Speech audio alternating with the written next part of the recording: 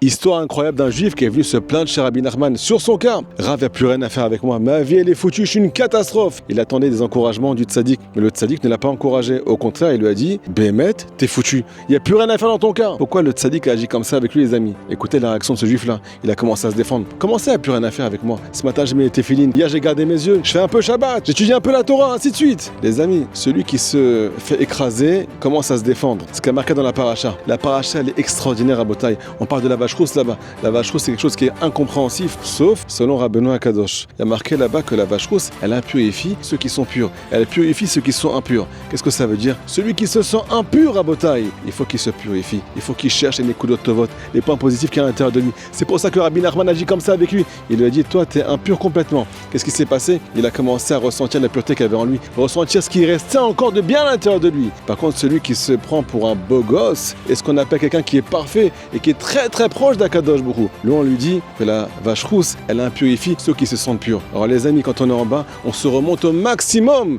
Et quand on est en haut, on cherche toujours à faire plus pour être encore plus proche d'Akadosh Baruch Hu. Shabbat Shalom.